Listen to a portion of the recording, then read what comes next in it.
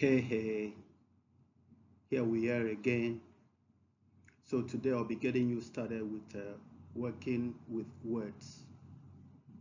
So today we'll be looking at some of these items that I've itemized here for you.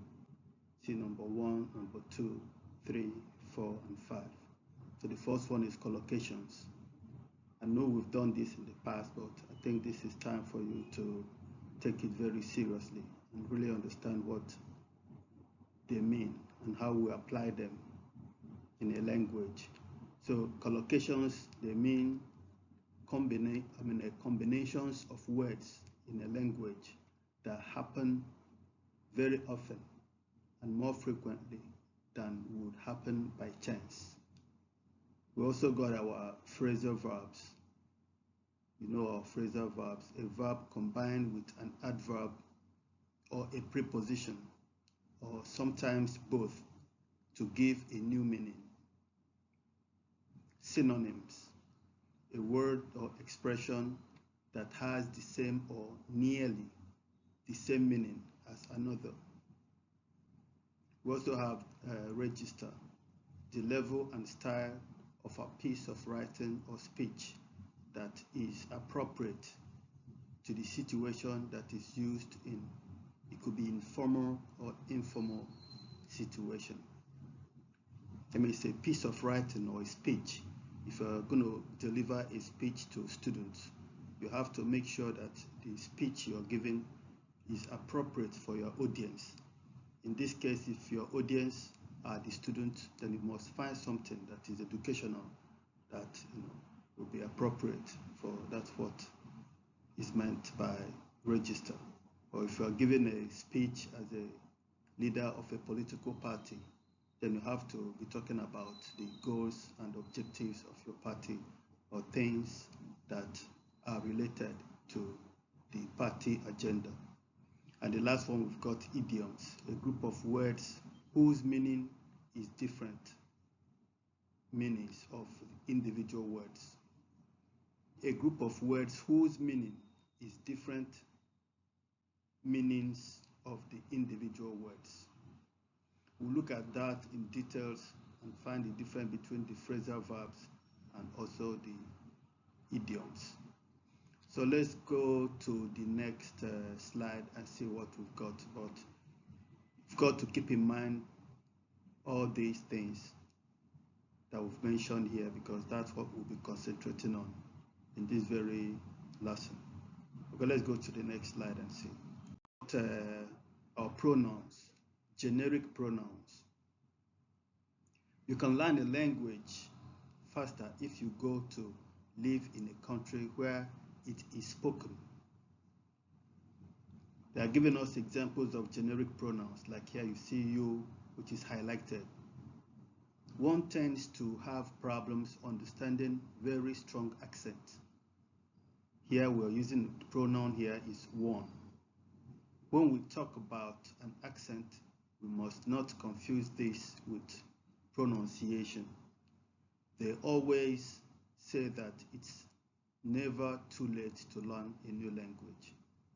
They should make it compulsory for people to learn 2 foreign languages at school. If someone goes to live in a foreign country, they will have to get used to a different way of life. Could the person who left their bag in the library please come and see me? Could the person who left their bag in the library please come and see me? You see here they are using their. The person, and here our pronoun here is their bag. Okay, we'll look at all that. So let's look at the first one, which is you here. So that's what they're telling us in the first number 1. We often use you to mean people in general. You can learn, so you here is representing people in general. We can also use one plus third person singular of the verb to mean people in general. One is much more formal than you and rarely used in spoken English. It's rarely used in spoken English, but in written English, it is always advised or recommended. When we talk about,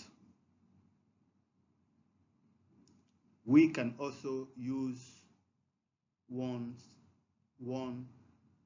as a possessive adjective. Example, when confronted with danger, one's first reaction is often to freeze.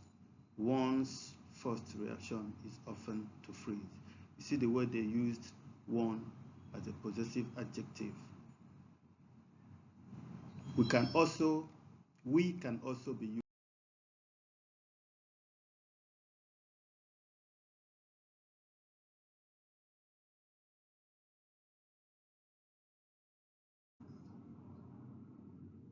Yeah, sorry, there was a mix-up there. So we have to continue from this slide because we've got a limited time. So also working with words.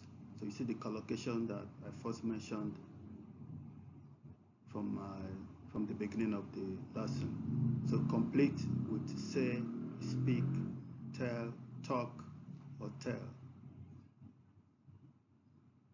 So we've got here the synonyms and register. So match the words or expressions 1 to 5 to synonyms A to E. I think this is a student book. That should be page 15, if I'm not mistaken. So you quickly take care of this, and then we'll go to the next slide.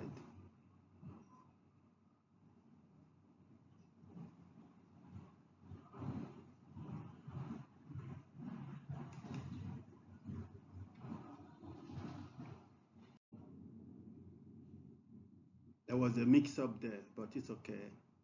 I'm just running this platform. It seems to be good, but we'll get to find out. So read the article once. Which 3 features of a language may cause it to affect our personality? Read carefully. Read the article once. Which 3 features of a language may cause it to affect our personality? So read the text again and match the missing sentences A to H to the gaps 1 to 6. There are 2 sentences you do not need to use. So I would want you to take your time. I think this is page, what page is that? This is your workbook, page 15, page 16. I'll check and send you the correct page on your Telegram. So, but I want you to do the exercise A and B, and then we'll discuss about it on the rebound. I think this is going to be all about it with this. So we'll talk more when you join me on the Zoom time. Okay, see you then.